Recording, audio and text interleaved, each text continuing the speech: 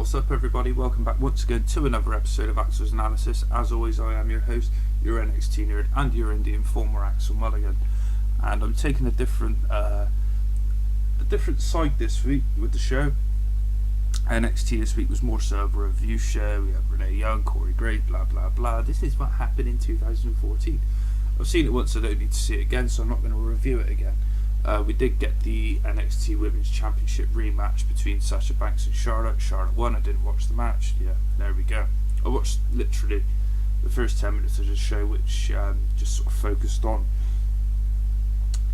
It was like a little profile part of the show for Adrian Neville. He's English, I had to watch it. So what I'll be doing this week, I'm not going to be covering NXT because, as I say, there was nothing to cover. So I'm covering Ring of Honor. It's the first time I'll be covering Ring of Honor TV. Probably not the last, hopefully not the last anyway.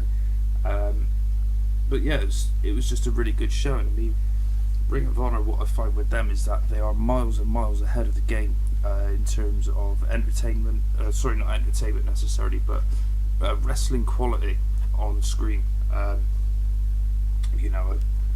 don't really watch main roster WWE too much these days, but even NXT, the wrestling product for Ring of Honor is better than NXT. I'm a big NXT mark, but I'm a big Ring of Honor mark as well, so anybody wants to dispute that, put a comment below or send me a tweet at Axel Mulligan. But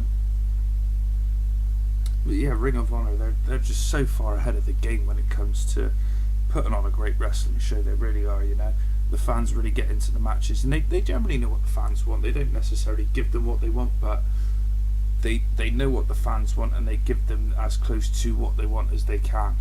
And that's the difference between them and a company like the WWE, where generally the WWE doesn't give a fuck what the fans want, in all fairness. You guys want to see the fans want to see guys like Dean Ambrose in the main events. They want to see guys like Bray Wyatt in the main events. And not just like main event in a pay-per-view, because I mean obviously these two guys did main event in TLC pay-per-view, but main event in challenging for a championship. They finally got to see what they wanted with Daniel Bryan, but that was a different story. That was because they had no other choice, because the guy was just fucking red hot. A guy like Steve Austin back in 97, 98. But yeah, Ring of Honor are just so far ahead of the game in terms of giving the fans what they want, and I think that's a very important aspect of wrestling, that you appease the fans. Obviously you can't keep everybody happy, and you're never going to keep everybody happy all the time, but I think you do need to listen to the fans, and Ring of Honor tend to do that, which is one of the reasons why I'm such a big Ring of Honor fan, really. But yeah, I mean, this week we kicked off. We had Roderick Strong versus the debutant Papadon. He was a Greek wrestler. I've never seen him before, never heard of him before, come to think of it. But he looked impressive. And if you're going to go up against anybody on your Ring of Honor debut, why not Triple Crown champion? Roderick Strong, former TV champion, former world champion, former tag team champion. It just doesn't get much better than that to go up against. You're going in right at the top, really. Aside from facing the world champion, you're not going to get much higher. And he proved that he can hang with these bigger guys in the company. Papadon did. That's the beauty of Ring of Honor. What they'll do is they won't put you on TV unless you're ready to wrestle a match. Unlike WWE, Mojo Rawley, for example, learns 3 moves. Oh, you can sit on somebody's chest, 1, 2, 3, he's won a match, he's brilliant. No, that's not how you do it. Papadon showed good wrestling credentials, and that's what you need. That's what you need to do. Guys like Will Ferrara as well. Will Ferrara's just making his way in wrestling. Cheeseburger, we'll hear about those two a little bit later on. These kind of guys, have been busting their asses for the last few years, not someone like Mojo fucking Rawley who's been busting his ass for the last 2 months. Anyway, as you'd expect, Roddy picked up the win with a backbreaker, and he made a statement afterwards saying that he wants to challenge the world champion. He says, whoever the world champion happens to be, your ass is mine, blah blah blah. But where Roddy's been out of the world title picture for so long, and the last, well, I can't remember the last time Roddy had a championship match. Certainly not. I've been watching Ring of Honor since around May time, and I don't remember him having a world championship match in that time period. But I think he needs to be rebuilt. I don't think that he can go straight into becoming the world champion. I think they need to rebuild him, and I think they will rebuild him if they are looking to make him the world champion again, or at least give him a shot at winning the world championship. I don't think they'll just sort of put him in under the 13th anniversary, saying, "Yeah, there you go, Roddy, world champion again." They won't do it like that. They're sensible, especially against a guy like Jay Briscoe as well. I think the natural opponent for Jay Briscoe to face first is Michael Elgin. And then if he comes through that, then maybe face Roderick Strong, because you've got to think they're not going to have two pay-per-views within a month of each other. They'll have the live events, obviously, but they've probably put on about half a dozen pay-per-views a year, so there's plenty of time to build Roderick Strong up on TV and at the live events to make him a credible contender to the world champion, whoever that happens to be. Speaking of Michael Elgin just now, he was in the second match of the night against Hanson. Elgin's been coming out recently with a cameraman, a videographer, as Kevin Kelly calls him. And before the match, Elgin cuts a promo, putting over the fact that his beef is with Ring of Honor and not with the fans or the wrestlers unless they want to get in his way.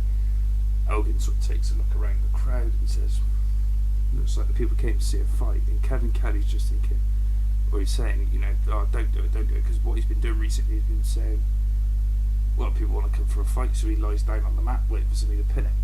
And on this occasion he didn't. He said, that's good, because I came for a fight. He took the fight to Hanson took the fight back to him, which is really good to see. This is sort of like the fallout of Glory by Honor, I suppose, where Elgin tried getting in between War Machine, Ray Rowe and Hanson. Ray Rowe's obviously been on the shelf for a few months with an injury, and Hanson's been flourishing in the singles divisions, where he's picked up a lot of big wins. And Elgin basically said to him at Glory by Honor, said to Rowe, when Hanson picks up a championship, he's just going to forget all about you, blah blah blah. Just basically trying to get in between the two. Didn't work. They stood firm together, and but this, I loved this. I thought this was brilliant. It was a wrestling match. This was a fight. Generally, when you see that in the WWE, I do a lot of comparing between Ring of Honor and WWE. Probably the bad thing to do, but I don't care, because it's just how I'm going to do it, basically. When you see two bigger guys, you don't generally see much athleticism, but you do get that with these two. Ray Rowe dives through the ropes, Michael Elgin dives over the fucking ropes. These guys are 6 foot 2, 260, 270, 280, 280 pounds. And as I say, you don't normally get that with bigger guys, but these two guys can just fly around the ring without a care in the world. And some of the things they do are just brilliant. This is the sort of things you'd see from guys sort of 50, 60 pounds lighter than what they are. But no, it was absolutely brilliant. I thought I loved it. The match sort of spilled to the outside of the ring, but both men ignored Paul Turner's orders to get back into the ring. Hanson pulled out a table from under the ring, and as he was setting it up, Elgin's cameraman jumped on his back. Excuse me. And for his troubles, he ended up eating the guardrail. You don't fuck with a big guy like Hanson. Obviously, as I say, the cameraman, he ended up eating the guardrail. He found out the hard way that you don't fuck with Hanson. Elgin picked up the table that Hanson had been set up. He sort of got one of the legs out, but not the other one. And Elgin picked the table up and he just threw it into Hanson's face. Elgin set the table up and he got up onto the ring apron and hit a double underhook DDT to Hanson through the table, and that was that. referee called for a double disqualification, I think it was. Excuse me. But yeah, Elgin, on the way out, he took Steve Corino's microphone off of him. He says, "I'll do what I want when I want." And as he left, Hanson actually made it back up to his feet, holding the back of his head. He sort of went up towards the ramp to go after Michael Elgin, but obviously didn't get him. But it just sort of builds it up nicely for the next pay-per-view, assuming that's where they're going to go with it, or maybe the next TV taping. Personally, I'd like to see the two fight in some sort of, not necessarily like maybe like a no DQ match, cage match maybe. I just wouldn't want to see another wrestling match, because using the table here kind of builds it so that it would be something more than that. I wouldn't want to see another fight without honour, because obviously we've only just seen one a couple of weeks ago. Maybe a cage match is the way to go with that, I don't know. I'm sure Ring of Honor will do the right thing and pluck out some sort of match where everyone's thinking, holy shit, yeah, this is a good idea. They usually do. I do like this Michael Elgin character that he's playing, you know, this pissed off heel. It makes him look a legitimate contender to Jay Briscoe, because that's what they're lacking at the moment, is heels who can go after Briscoe for the world title. Adam Cole's picked up a shoulder injury. Rumour has it he would have won the World Championship at Final Battle had he not been injured. But yeah, I mean, a good heel contender is what they need. I can't think of any others off the top of my head, unless it were to go maybe like a Michael Bennett maybe, or Matt Taven, but I can't see that happening. So Michael Elgin's the only real contender really as a top heel in the company. But we'll see, you know, they generally do the right thing, as I say. The next match, I like it how they do these. Like this next match, you've got Caprice Coleman and Will Ferrara versus Brutal Burgers, Brutal Bob Evans and Cheeseburger. And I'd like to see what they do, or I like to see what they do with these kinds of teams where they pair Caprice up with a young and upcoming star. You got Brutal Burgers, you know, Bob Evans has been tag team partner with Cheeseburger for the better part of a year now. It was a good tag team match, and it's good because it gave us a chance to see Will and Cheeseburger show us, you know, a bit more than what they normally get to show us in the ring. And you know, Cheeseburger, he's quite athletic. Somebody who's probably 100 pounds soaking wet.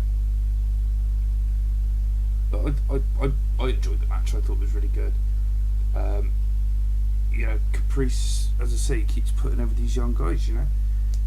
T.D. Thomas, Cedric Alexander, when they first came into the company back in 2011. Obviously Will Ferrara now. And I'm sure there'll be more further down the line as well. But you know, the talking point of this match came after the match. Ferrara pinned Cheeseburger to pick up the win. And after his Brutal Bob, he obviously, you know, they lost the match. He wasn't very happy, and he showed his displeasure by shoving Cheeseburger to the canvas. Excuse me. Bob realised he'd done wrong, helped Cheeseburger back up to his feet, apologised and hugged him. And Cheeseburger looked a bit like, this is fucking weird all along through that little part of the show. But you know, they're obviously teasing a breakup in the Brutal Burgers, which I don't think is a good way to go, but it's obviously what they're going to be doing. The only thing I can think, because I don't really see the payoff, I don't know what the payoff's going to be, the only thing I can think that they might do with it is to have Caprice standing up for these younger guys to go against Brutal Bob, maybe at the 13th anniversary, or unless they're going to have Caprice teaming with Bob. I don't know. Again, as I say, they normally do the right thing, so I'm sure they will on this occasion as well. The main event. Oh, what a fucking main event it was. We had Cedric Alexander versus Tommaso Ciampa in a no disqualification match. WWE take note. This is how you put on a no disqualification match. None of that shit what you fucking put on. Oh, let's get a kendo stick. I've hit with it 3 times. That's about as much no DQ as you get. This was fucking brutal. This was brilliant. It was built up from the Honor Rumble a couple of months ago, where Cedric was supposed to come into the ring to fight in the Honor Rumble. He didn't come out, but Tommaso Ciampa came out in his place. Turns out that Tommaso had attacked Cedric backstage beforehand, blah blah blah. Here we go, we got the match. And the story within the match was really good, because you got Cedric Alexander, who's this squeaky clean face, and he always wants to appease the fans and doesn't really want to piss anybody off, I suppose. But what he was doing, instead of taking out Tommaso when he had the chance to, he was sort of looking around for fans' reactions. And Ciampa, of course, he's always going to bring a physical side to a wrestling match. But this, just how brutal Cedric Alexander was in this match was just phenomenal. I'm trying to think if I've ever seen him like that before. I don't think I have. But my favourite part was, it was one of the most brutal things I've seen in years. In a no DQ match, as I say, normally watching these fucking WWE guys play with their fucking My Little Ponies in a no DQ match. Basically, Tommaso had started taking the ring apart. It was like during a commercial break. Came back in, half the ropes were tied the canvas to the metal bars underneath the ring. Tommaso had unclipped it. And Cedric, what he had done is he exposed the wood underneath the canvas and the padding, and he found one of these ropes. And what he did was he cornered Tommaso up against the turnbuckles, and he hooked this rope around his neck and clipped it together behind the turnbuckle or underneath the turnbuckle, on the ring post. And what he did was he was just hitting running drop kicks. He hit 3 of them, and with each one, Tommaso sank lower and lower and lower. So basically, his head was just being held up by this rope. We'll get away with that shit in the WWE. Daniel Bryan get fired for choking somebody with their fucking tie. There you go. So yeah, as I say, one of the most brutal things. I thought it was brutal anyway. I loved it. I thought it was brilliant. Todd Sinclair had to actually untie Tommaso's neck, and he struggled to do that. It was brilliant. I thought it was fucking fantastic. But despite all that, Ciampa did pick up the win. Literally a minute later, as I said, Cedric had exposed the wood underneath the canvas, underneath the padding in the ring, and Tommaso put him onto the top rope, and he hit a big neck breaker, kind of like a reverse cutter, I suppose, in a way, to Cedric, pinned him 1, 2, 3, end of the match. But the big talking point was just how brutal Cedric Alexander was in the match. He really was. He was phenomenal. And I'd like to see more of that from him, because generally, as I say, we've got this just squeaky clean baby face. It's like Tommaso's a face, and he's not squeaky clean. And I'd like to see more of a vicious side to Cedric, so I think it really suited him. You could perhaps turn him heel as well, maybe. But I think he is a natural born babyface, and I thought he was just phenomenal. Definitely the best match I've seen him have in a long, long time. Probably since All-Star Extravaganza 6, where he faced Jay Lethal for the TV title. But no, I thoroughly enjoyed it. I enjoyed the show. I've given it an 8 out of 10. And what I've written on my notes, Ring of Honor does deserve more exposure to the general wrestling fans. The general wrestling fan will watch TNA and WWE, that's pretty much it. But I just think it is the best company out there at the moment, and more fans that get their eyes on this product, the better, because this company is going places. And I strongly urge anybody who's not watched Ring of Honor before, just give it a trial. Just sign up to their website. You know, you don't have to pay any fees unless like myself, you're a ringside member. You don't have to pay any fees for just to watch the TV products.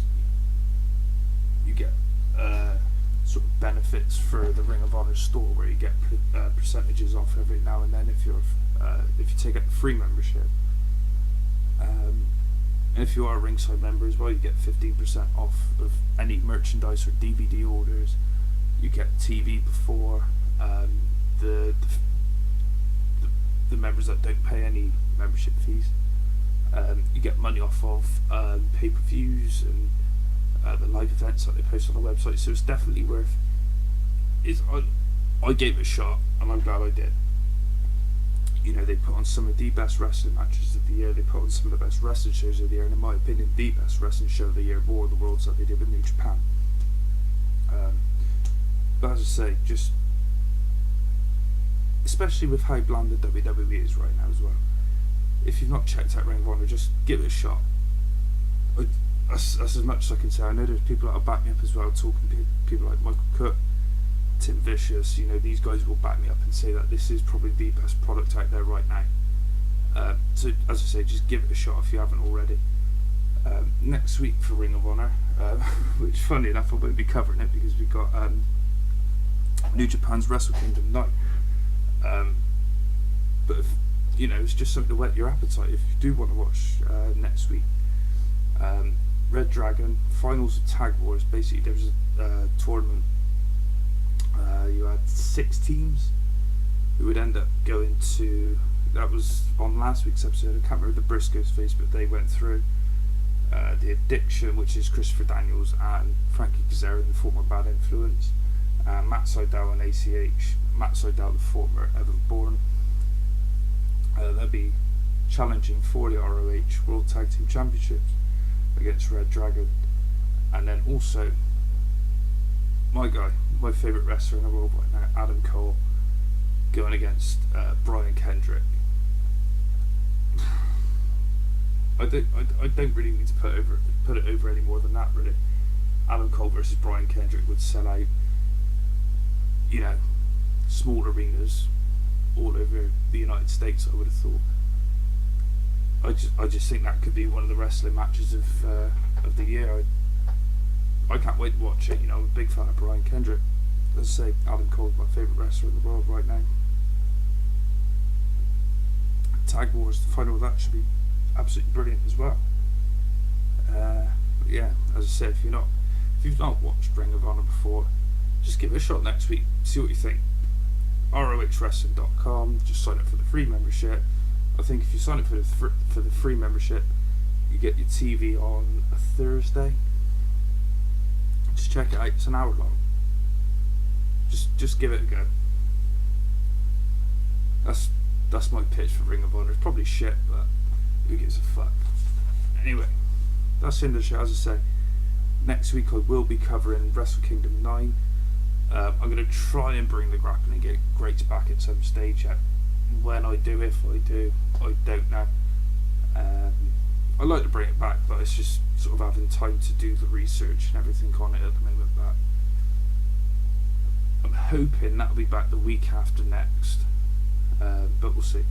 If anybody's got any suggestions as well who to use for the grappling greats, give me a shout. The last one I did was Eddie Guerrero, but that was simply because of the time of the year that it was. You know, it was around his death. But if anybody's got any suggestions for the grappling greats, just give me a shout at Axel Mulligan or on the Axel's Analysis Facebook page, or on the Twitter page at Axel's Analysis. Just as I say, give me a shout.